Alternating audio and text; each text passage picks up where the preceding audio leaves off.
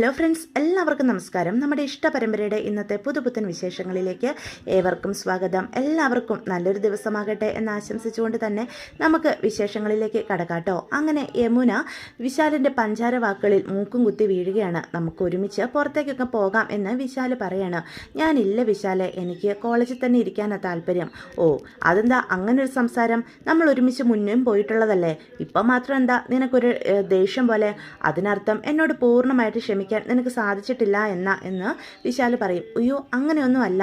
എന്നെ മനസ്സിലാക്കി എന്നിലേക്ക് തന്നെ തിരിച്ചു വരുന്ന വിശാലിനെ എത്രമാത്രം ഞാൻ ആഗ്രഹിച്ചിട്ടുണ്ടെന്ന് അറിയാവോ എന്ന് ചോദിക്കുക. അതുകൊണ്ട് അങ്ങനെ ഒന്നും വെറുതെ പോലും പറയരുത്. എനിക്ക് വിശാലിനെ അത്രയധികം ഇഷ്ടമാ എന്ന് യമുന പറയാം. എന്നോടുള്ള ഇഷ്ടം ആത്മാർത്ഥമാണെങ്കിൽ നീ ഞാൻ വിളിച്ചാൽ ഉറപ്പായിട്ടും എൻ്റെ കൂടെ വരും. ഞാൻ നിന്നെ വെറുതെ വിളിക്കുന്നതൊന്നുമല്ല. നിൻ്റെ അച്ഛനെ പറ്റിച്ച് എൻ്റെ അച്ഛൻ ആ തോട്ടം സ്വന്തമാക്കിയല്ലോ. അരവിന്ദൻ അങ്കിള് കാശൊക്കെ അച്ഛൻ്റെ അക്കൗണ്ടിലേക്ക് അയച്ചു തന്നു എന്നതിനുള്ള രേഖകൾ ഞാൻ എൻ്റെ അച്ഛൻ്റെ കയ്യിൽ നിന്നും അടിച്ചു മാറ്റി സൂക്ഷിച്ചു വെച്ചിട്ടുണ്ട്. നിനക്കത് തരണമെന്ന് ഞാൻ കരുതിയത്. പിന്നീട് നീ എന്നോട് അവഗണന കാണിച്ചു. അപ്പം ഞാനും നിന്നോട് ചെറുതായിട്ട് ദേഷ്യപ്പെട്ടു എന്നതൊഴിച്ചാൽ ഇപ്പോഴും എൻ്റെ കയ്യിൽ ആ രേഖകളുണ്ട്. ഞാനത് ഒരിടത്ത് രഹസ്യമായിട്ട് വെച്ചിട്ടുണ്ട്. നമുക്ക് അത് പോയി എടുക്കാം എന്ന് പറയാം. നീ പറഞ്ഞത് സത്യമാണോ? എന്നെ സഹായിക്കാൻ നിനക്ക് സാധിക്കുമോ എന്ന് ചോദിക്കും. പിന്നെ നിന്നെ സഹായിക്കാൻ എനിക്കല്ലാതെ വേറെ ആർക്കാ സാധിക്കുക? നിൻ്റെ ചേച്ചിമാരും പിന്നെ നിൻ്റെ ആ ചേട്ടനുണ്ടല്ലോ വിനീത്, അവനും എത്ര കഷ്ടപ്പെട്ടാലും എൻ്റെ അച്ഛൻ്റെ കയ്യിൽ നിന്ന് ഒരു തെളിവുകളും കിട്ടാനായിട്ട് പോകുന്നില്ല. പക്ഷെ ഞാൻ വിചാരിച്ചാൽ അത് നടക്കും എന്ന് പറയാം. വിശാലിൻ്റെ വാക്കുകളിൽ പൂർണ്ണമായിട്ടും യമുന വിശ്വസിക്കുകയാണ്. വിശാല് ജയപാലൻ്റെ മകനാണെന്നോ ചതിയും വഞ്ചനയും ആ രക്തത്തിൽ അലിഞ്ഞു ചേർന്നിട്ടുണ്ടെന്നോ ഒന്നും യമുന ആ സമയം ചിന്തിക്കുന്നു പോലുമില്ല. അങ്ങനെ വിശാലിൻ്റെ കൂടെ വിശാലിനെ വിശ്വസിച്ച് യമുന പോവാണ്. പുഷ്പവാടി കഴിഞ്ഞ് മാർത്താണ്ഡം എന്നൊരു സ്ഥലത്തേക്കാണ് യമുനയെ കൊണ്ടുപോകുന്നത് നമ്മുടെ വിശാല്. പക്ഷെ പാവം യമുന അതൊന്നും ശ്രദ്ധിക്കുന്നില്ല. അച്ഛന് കാശ് കൊടുത്തതിനുള്ള തെളിവുകൾ കിട്ടുമല്ലോ എന്നുള്ള ചിന്ത മാത്രമേ യമുനയുടെ കയ്യിലുള്ളൂ. അപ്പോൾ ആളൊഴിഞ്ഞൊരു വീട്ടിലേക്കാണ് ആ വണ്ടി പോയി നിൽക്കുന്നത്. അത് കാണുമ്പം യമുനയ്ക്ക് ചെറിയ പേടിയൊക്കെ തോന്നുന്നുണ്ട്. അപ്പോൾ ഇവരെ പിന്തുടർന്നുകൊണ്ട് വിശാലിൻ്റെ കൂട്ടുകാരും വരുന്നുണ്ട് കേട്ടോ. അപ്പോൾ ഇതൊന്നും യമുനയുടെ ശ്രദ്ധയിൽ പെടുന്നില്ല. എടാ വിശാലെ, ഇതെന്താ എന്നെ ഇങ്ങോട്ട് കൊണ്ടുവന്നത്? ഇവിടെ പരിസരത്തെങ്ങും ആരും ഉണ്ടെന്ന് തോന്നുന്നില്ലല്ലോ. ഇതൊരാളൊഴിഞ്ഞ വീടാ.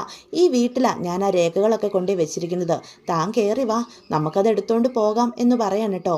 അപ്പോൾ പോലും യമുന പേടി തോന്നുന്നുണ്ടെങ്കിൽ പോലും വിശാലിനെ വിശ്വസിച്ച് തന്നെ അകത്തേക്ക് കയറി പോവാണ് കേട്ടോ. ഇതേ സമയം കോളേജ് വിട്ട് വീട്ടിൽ വരേണ്ട സമയം കഴിഞ്ഞിട്ടും യമുനയെ കാണാത്തത് കൊണ്ട് ശാരദയാകെ ടെൻഷൻ അടിച്ചിങ്ങനെ ഇരിക്കുകയാണ്. എൻ്റെ മോൾ എവിടെ? അവൾ ഇതെന്താ വൈകുന്നത് എന്നൊക്കെ ഇങ്ങനെ ചോദിക്കുക. അപ്പോൾ യമുനയെ അന്വേഷിച്ച് കാവേരിയും ഗംഗയും കൂടി കോളേജിലേക്ക് പോവാണ്. അവിടെ ചെല്ലുമ്പം കോളേജെല്ലാം അടച്ചിട്ടിരിക്കുക. നേരെ യമുനയുടെ കൂട്ടുകാരി അദീനയുടെ വീട്ടിലേക്കാണ് കേട്ടോ ചെല്ലുന്നത്. അപ്പോൾ അവരെയും കാത്ത് അദീന വീട്ടുമുറ്റത്ത് തന്നെയുണ്ട്. യമുനയുടെ ചേച്ചിമാരല്ലേ. യമുന പറഞ്ഞ് എനിക്ക് ഗംഗ ചേച്ചിയും കാവേരി ചേച്ചിയും നന്നായിട്ട് അറിയാം. അപ്പോൾ ഗംഗ പറയും അദീനയെ പറ്റി അവളും വീട്ടിൽ വന്ന് പറയാറുണ്ട്. നേരിട്ട് കാണുന്നത് ആദ്യമായിട്ടാ എന്ന് പറയാണ്. അമ്മ വിളിച്ചു പറഞ്ഞിരുന്നു ഗംഗേച്ചി ഇങ്ങോട്ട് വരുന്നുണ്ടെന്ന്. അതാ ഞാൻ മുറ്റത്ത് നിന്ന് കാത്തു നിന്നത്. അദീനയുടെ അമ്മ എൻ്റെ കയ്യിലാണ് തയ്ക്കാനായിട്ട് തരുന്നതേ. അങ്ങനെ നമ്പർ ഉണ്ടായിരുന്നു. അങ്ങനെ ഞാൻ അമ്മയെ വിളിച്ച് അന്വേഷിച്ചത്. ഇതുവരെ യമുന കോളേജ് വിട്ട് വന്നില്ലല്ലേ ചേച്ചി എന്ന് അദീന ചോദിക്കാം. അപ്പോൾ കാവേരി പറയും അതേ മോളെ, ഇതുവരെയും അവൾ വീട്ടിലെത്തിയിട്ടില്ല. 4:30 ആകുമ്പം കറക്റ്റ് വീട്ടിലെത്തുന്നതാ. മോക്ക് അവളെ പറ്റി എന്തെങ്കിലും അറിവുണ്ടോ എന്ന് ചോദിക്കാം. അവൾ ഉച്ചവരെയും കോളേജിലുണ്ടായിരുന്നു ചേച്ചി. ഉച്ചയ്ക്ക് ശേഷം അവൾ ക്ലാസ് കട്ട് ചെയ്ത് പുറത്തേക്ക് പോകാൻ മറ്റോ ചെയ്തു എന്ന് പറയാം. ക്ലാസ് കട്ട് ചെയ്യുകയോ? അവൾ ക്ലാസ്സിൽ കയറാതിരുന്നപ്പം നിങ്ങൾ ആരും അത് ശ്രദ്ധിച്ചില്ലേ, അന്വേഷിക്കുകയും ചെയ്തില്ലേ എന്ന് ചോദിക്കും കേട്ടോ കാവേരി. അതിന് ചേച്ചി ഇന്നൊരു പ്രൊജക്റ്റ് സബ്മിറ്റ് ചെയ്യേണ്ട ലാസ്റ്റ് ഡേറ്റ് ആയിരുന്നു. യമുന അത് എഴുതി പൂർത്തിയാക്കിയിട്ടുണ്ടായിരുന്നു. അതുകൊണ്ട് തന്നെ അവൾക്ക് സബ്മിറ്റ് ചെയ്യാനും സാധിച്ചില്ല. ഉച്ചയ്ക്ക് ശേഷമാണ് അത് സബ്മിറ്റ് ചെയ്യേണ്ടിയിരുന്നത്. അതുകൊണ്ട് അവൾ ക്ലാസ് കട്ട് ചെയ്യുമെന്ന് നേരത്തെ തന്നെ എന്നോട് പറഞ്ഞിരുന്നു. അതുകൊണ്ട് ഞാൻ അത് പിന്നെ ശ്രദ്ധിക്കാനും പോയില്ല. അവൾ സാറിനെ പേടിച്ച് ക്ലാസ്സിൽ കയറാതെ ക്യാൻറ്റീനിലോ മറ്റോ ഇരിക്കുന്നുണ്ടാവുമെന്ന് ഞാൻ കരുതിയത് എന്ന് അദീന പറയും. അപ്പം ഒരു വിവരവും കിട്ടാത്തതുകൊണ്ട് എന്ത് ചെയ്യണമെന്നറിയാതെ കാവേരിയും ഗംഗയും പരസ്പരം നോക്കുകയാണ് കേട്ടോ. കോളേജിൽ വല്ലതും പോയി നോക്കിയിരുന്നോ ചേച്ചി എന്ന് ചോദിക്കാം. അപ്പോൾ കോളേജൊക്കെ അടച്ചിട്ടിരിക്കാം മോളെ. എങ്കിൽ പിന്നെ അവൾ പുറത്ത് വല്ലതും പോയിട്ടുണ്ടാവും എന്ന് പറയേ. എന്നാൽ ശരി എന്ന് പറഞ്ഞ് ഗംഗയും കാവേരിയും അവിടെ നിന്ന് അങ്ങോട്ട് പോകാനായിട്ട് തുടങ്ങുമ്പം ചേച്ചി ഞാൻ പറയുന്നത് കൊണ്ടൊന്നും തോന്നരുത്. നിങ്ങൾ വേറൊരു രീതിയിൽ എടുക്കില്ലെങ്കിൽ ഞാനൊരു കാര്യം പറയട്ടെ. എന്താ മോളെ? ഈ സാഹചര്യത്തിൽ മോള് പറയുന്ന ചെറിയൊരു വാക്കുപോലും ഞങ്ങൾക്ക് അത്ര വിലമതിക്കാനാകാത്തതാ എന്ന് കാവേരി അപ്പം അത് പിന്നെ വിശാലും ഉച്ചയ്ക്ക് ശേഷം ക്ലാസ്സിൽ കയറിയിട്ടില്ല ചേച്ചി. അവസാനം യമുനയോടൊപ്പം അവനെ ഞാൻ കണ്ടത് എന്ന് പറയാം. ഉറപ്പാണോ മോളെ? അതെ ചേച്ചി, യമുനയും അവനെയും ഒരുമിച്ച് കണ്ടിട്ടാണ് ഞാൻ ക്ലാസ്സിലേക്ക് കയറിപ്പോയത്. അതിനുശേഷം രണ്ടുപേരും ക്ലാസ്സിൽ കയറിയിട്ടുമില്ല. വളരെ നന്ദിയുണ്ട് എന്ന് കാവേരി അപ്പോൾ അതിനോട് പറയാം. എന്നതിന് ശേഷം യാത്ര പറഞ്ഞ് കാവേരിയും ഗംഗയും കൂടി നേരെ സ്നേഹതീരത്തേക്ക് ചെല്ലുക. അവിടെ കാണുമ്പം തന്നെ ശാരദ ഓടി ഇറങ്ങി വരിക. എന്തായി മോളെ, എന്തേലും വിവരം കിട്ടിയോ എന്ന് ചോദിക്കുക. ഇല്ലമ്മേ, ഞങ്ങൾ കോളേജിലൊക്കെ പോയി അന്വേഷിച്ചു, ഒരു വിവരവും കിട്ടിയില്ല. എൻ്റെ ഈശ്വര, എന്താപത്തെ ഈ കുടുംബത്തിലുണ്ടായിരിക്കുന്നതെന്നും പറഞ്ഞ് തലക്കടുത്തിച്ച് ശാരദ അവിടെ നിന്ന് കരയുക. എൻ്റെ കൊച്ചിന് എന്തോ ആപത്ത് സംഭവിച്ചിട്ടുണ്ട്, എന്താ ഇനിയിപ്പോൾ ചെയ്യുക? അവളെ ഞാൻ എവിടെ പോയി അന്വേഷിക്കും?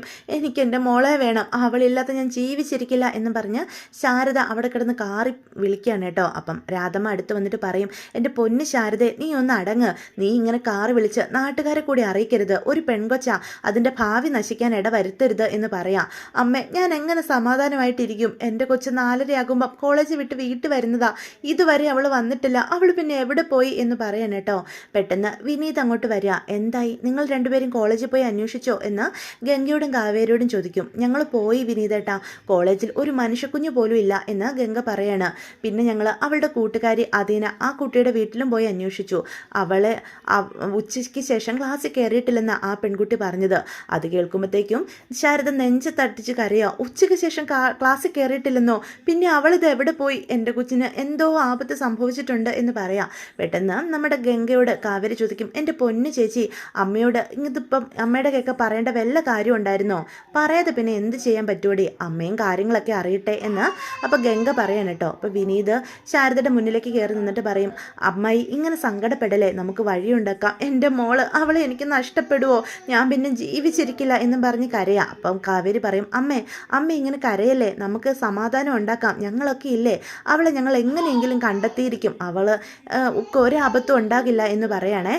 അപ്പം ശാരദയാണ് വിനീതിൻ്റെ മുന്നിലേക്ക് കയറി നിന്നിട്ട് വിനീതിൻ്റെ കൈ പിടിക്കും. മോനെ, എൻ്റെ മോളെ കണ്ടുപിടിച്ച് എങ്ങനെയെങ്കിലും എനിക്ക് തിരിച്ചു കൊണ്ടു തരണം, എനിക്ക് വേറെ ആരോടും പറയാനില്ല, എന്നെ നീ കൈവിടരുത് എന്ന് പറയാം. എന്താ അമ്മായി ഇങ്ങനെയൊക്കെ പറയുന്നത്? അമ്മായി ടെൻഷനാകാതെ, യമുന എവിടെയാണെങ്കിലും അവളെ ഞങ്ങൾ എല്ലാവരും കൂടി ചേർന്ന് കണ്ടെത്തിക്കൊണ്ട് അമ്മായിയുടെ മുന്നിൽ കൊണ്ടേ നിർത്തും. അമ്മായി സമാധാനപ്പെട് എന്ന് പറയണേ. അപ്പം നീളക്കുട്ടി ഒരു ഫോണുമായിട്ട് വരിക. ഞാൻ കുറേ തവണ യമുന ചേച്ചിയെ വിളിച്ചു, ഫോൺ സ്വിച്ച് ഓഫാ എന്ന് പറയാം. അപ്പം ഗംഗ പറയും, ഞാനും വിളിച്ചു നോക്കിയതാ മോളെ, ഫോൺ സ്വിച്ച് ഓഫ് എന്ന് തന്നെയാണ് പറയുന്നത് എന്ന് പറയൂട്ടോ. അപ്പോൾ കാവേരി വിനീതിനോട് ഗംഗയോടും ഇങ്ങ് വരാൻ പറഞ്ഞ് അവരെ കൂട്ടിക്കൊണ്ട് പുറത്തേക്ക് പോവുക. എന്താ കാവേരി?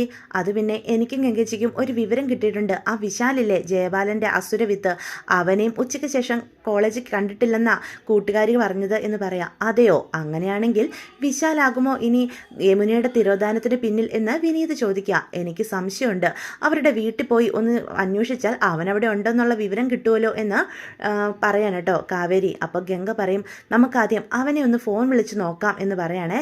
അങ്ങനെ വിശാലിൻ്റെ നമ്പറിലേക്ക് കാവേരി ഫോൺ വിളിക്കുക. അവൻ്റെ ഫോണും സ്വിച്ച് ഓഫ് തന്നെയാണ്. എന്നാൽ വിശാൽ തന്നെയാണ് യമുനയെ കടത്തിക്കൊണ്ട് പോയതിന് പിന്നിലെന്ന് വിനീതിനും ഉറപ്പ് വരികയാണ്. സമയം കുറേ സന്ധ്യയായിട്ടും തന്നെ തിരിച്ചു കൊണ്ടാക്കാനുള്ള ഒരു ലക്ഷണവും വിശാലിൻ്റെ ഭാഗത്തു നിന്ന് കാണാത്തപ്പം യമുനയ്ക്ക് സംശയം തോന്നുക. വിശാലെ, രാത്രിയാകുക, നീ ഇപ്പം എന്നെ കൊണ്ട് മാർത്താണ്ഡം വരെ വന്നു, പുഷ്പവാടിയൊക്കെ നമ്മൾ കഴിഞ്ഞാൽ ഇവിടെ എത്തിയത്, നീ രേഖകൾ തരാമെന്ന് പറഞ്ഞിട്ട് ഇതുവരെ അതൊട്ട് തന്നിട്ടുമില്ല, എന്നെ ഒട്ട് വീട്ടിൽ കൊണ്ടാക്കുന്നുമില്ല. ഇനി നീ രേഖകൾ തന്നില്ലേലും വേണ്ടില്ല, എനിക്ക് വീട്ടിൽ പോകണം, എന്നെ എല്ലാവരും ഇപ്പം അന്വേഷിക്കുന്നുണ്ടാവും എന്ന് പറയാം. അന്വേഷിക്കട്ടെ, അന്വേഷിക്കണമല്ലോ, അതിനുവേണ്ടി തന്നെയാടി നിന്നെ ഞാൻ ഇങ്ങോട്ട് കടത്തിക്കൊണ്ട് വന്നത് എന്ന് വിശാൽ ദേഷ്യത്തോടു കൂടി യമുനോട് പറയാ. എടാ, നീ എന്തൊക്കെയാ പറയുന്നത്?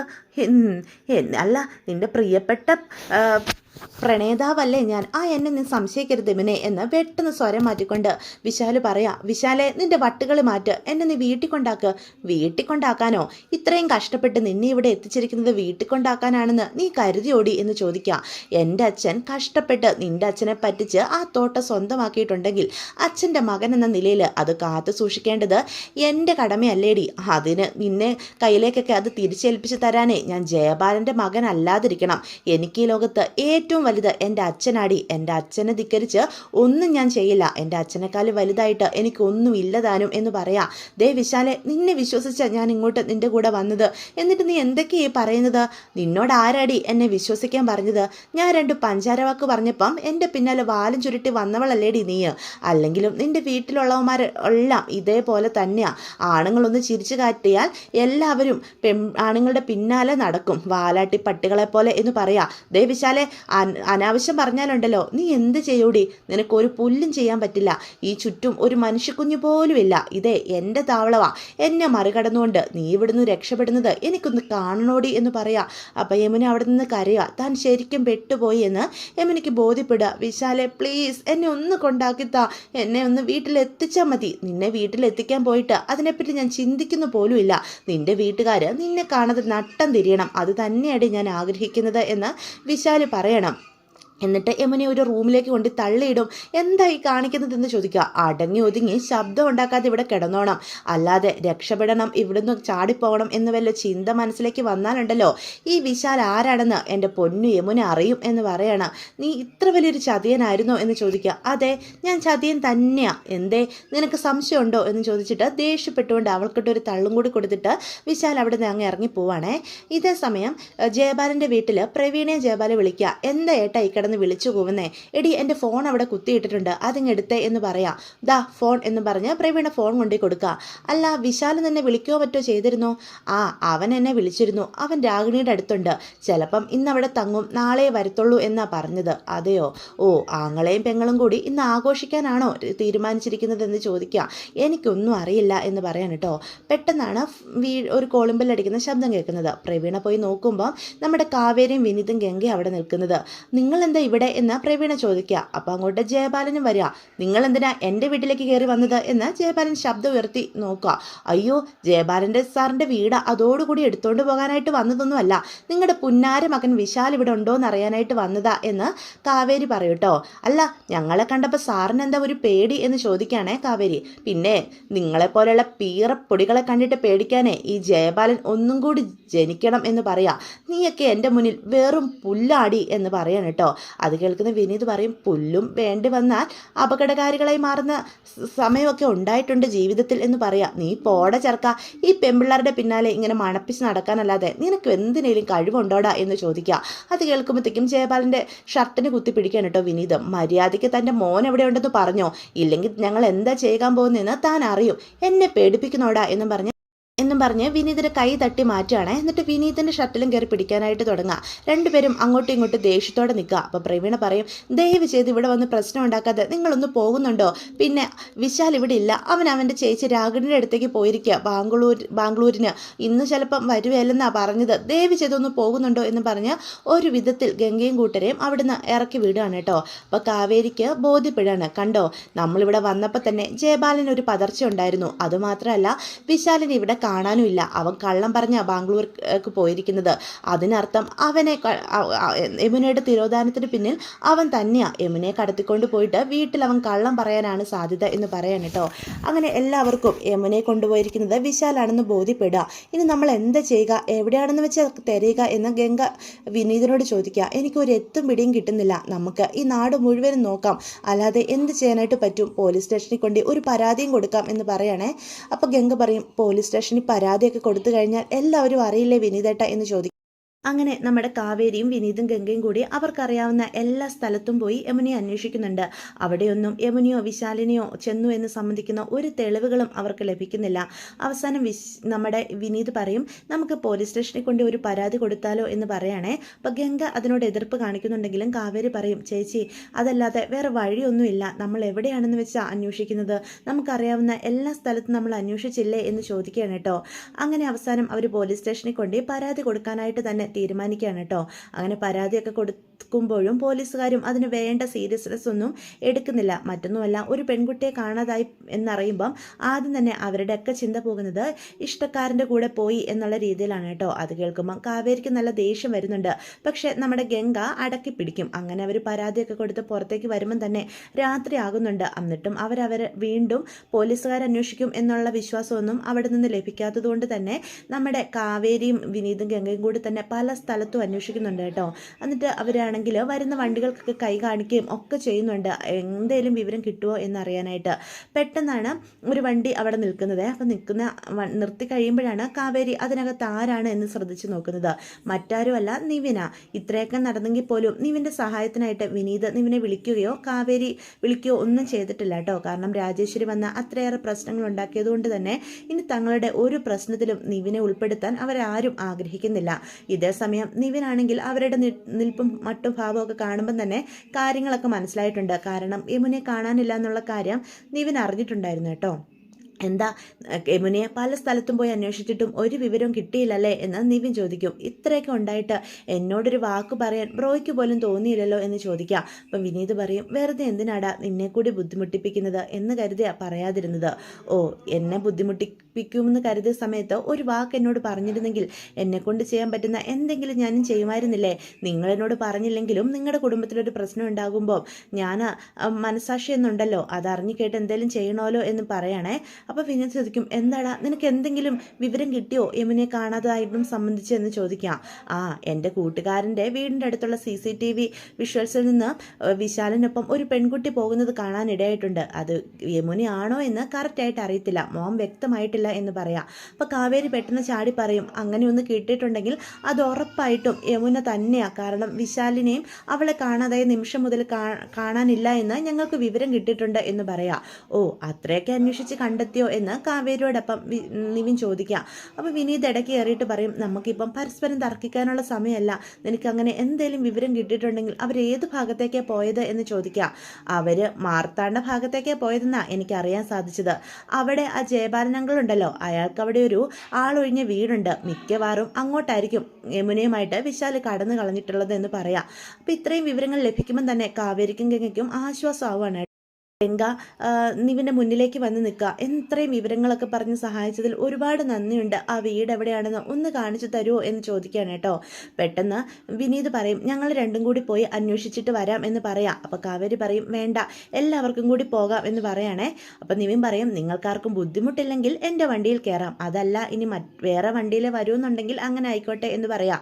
പെട്ടെന്ന് തന്നെ എല്ലാവരും നിവിൻ്റെ ഒപ്പം വണ്ടിയിലേക്ക് കയറുകയാണ് കേട്ടോ. എന്നിട്ട് ആ ആളൊഴിഞ്ഞ് വീട്ടിലേക്ക് പോകാനായിട്ട് തുടങ്ങാം. ഇതേ സമയം നമ്മുടെ യമുനയുടെ അവസ്ഥ വളരെ പരിതാപകരമാണ്. യമുനയെ ഉപദ്രവിക്കാനായിട്ടൊക്കെ വിശാല് ശ്രമിക്കുന്നുണ്ട്.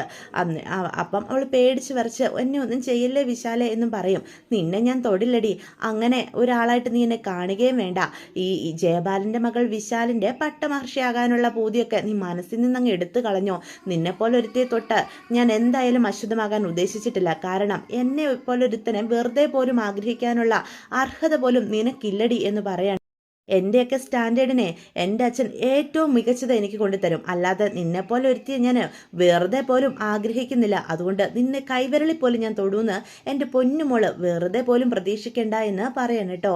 അപ്പോഴത്തേക്കും യമുന അവിടെ നിന്ന് കരയാ, നിന്നെപ്പോലെ ഒരു ചതിയൻ ഞാൻ ഒരിക്കലും മറക്കില്ലടാ, ഞാനൊന്ന് വീട്ടിൽ ചെന്നോട്ടെ എന്ന് പറയാം, നിനക്കുള്ള ശിക്ഷ ഉറപ്പായിട്ട് ഞാൻ തന്നിരിക്കും. അതിന് എൻ്റെ പൊന്നുമോൾ ഇനി പുറം ലോകം കണ്ടാലല്ലേ നാട്ടുകാരുടെ മുന്നിൽ നീ നാണം കെട്ട് ഏതോ ഒരുത്തൻ്റെ കൂടെ ഒളിച്ചോടി അവൻ ഉപേക്ഷിച്ചെന്ന് നിലയിൽ ഇനി ഈ നാട്ടുകാർ നിന്നെ കാണത്തുള്ളടി. അതിനുള്ളതൊക്കെ ഞാൻ ചെയ്തു വെക്കാൻ എനിക്കറിയാം എന്ന് പറയാണ്. അപ്പോൾ ഇതുകൂടി കേൾക്കുമ്പം എന്ത് ചെയ്യണമെന്നറിയാതെ യമുന അവിടെ നിന്ന് പൊട്ടിക്കരയാ. ഇതേ സമയം ആ വീടിനെ വളഞ്ഞ് നമ്മുടെ വിനീതും നിവിനും ഗംഗയും കാവേരിയും കൂടി എത്തിയിരിക്കുകയാണ് കേട്ടോ. അപ്പോൾ പുറത്ത് വിശാലിൻ്റെ ഫ്രണ്ട്സിനെയൊക്കെ കാണുന്നത്. അപ്പോൾ ഇവരിങ്ങോട്ട് വരുമ്പം വിനീത് പറയും, അളിയ നമ്മൾ ഇനി തുടങ്ങുമല്ലേ എന്ന് ചോദിക്കുക. കൈയും കാലമൊക്കെ ഒന്ന് അനങ്ങിയിട്ട് കാലം കുറേ ആയി, ഇന്ന് ഇരകളെ കിട്ടിയിട്ടുണ്ടല്ലോ എന്ന് വിനീത് പറയാണ് കേട്ടോ. എന്നിട്ട് കൂട്ടുകാരെയൊക്കെ എടുത്തിട്ട് അടിച്ചിക്കുക. പുറത്തെ ബഹളം കേട്ടുകൊണ്ട് വിശാല് പതിയെ ജനൽ തുറന്ന് നോക്കുമ്പോഴാണ് വിനീതും ഗംഗയും കാവേരിയും ഒക്കെ നിൽക്കുന്നത്. അതോടുകൂടി വിശാലിൻ്റെ സകല ധൈര്യവും പോയി. പതിയെ വാതിലകത്തുനിന്ന് കുറ്റിയിട്ടിട്ട് പുറത്തുകൂടി പോയി രക്ഷപ്പെടാനായിട്ട് നോക്കും. പക്ഷേ എല്ലാവരും കൂടി വാതിൽ കുത്തി തുറന്ന് അകത്ത് കടന്ന് നമ്മുടെ വിശാലിനിട്ട് എടുത്തിട്ട് അടിക്കും കേട്ടോ. വിശാല് പേടിച്ച് വിറക്കാണ്. ഇതേസമയം ഗംഗയും കാവേരിയും കൂടി ഓടിപ്പോയി നമ്മുടെ യമുനയെ ചേർത്ത് പിടിക്കുക. അവരെ കാണുമ്പോൾ തന്നെ യമുനയ്ക്ക് ആശ്വാസമായി. ചേച്ചി എന്നും പറഞ്ഞ് പൊട്ടിക്കരയാണ് കേട്ടോ. കരഞ്ഞ് യമുനയാണെങ്കിൽ അവിടെ തളർന്ന് വീഴ. ആഹാരം കഴിച്ചിട്ടും ഒരു ദിവസത്തോളം ആകാറായല്ലോ. ആകെ തകർന്ന അവസ്ഥയിലാണ്. അങ്ങനെ വിശാലിനെ തല്ലി ഒതുക്കി കാവേരിയും ഗംഗയും ഒക്കെ വിശാലിനിട്ട് എടുത്തിട്ട് കൊടുക്കുന്നുണ്ട്.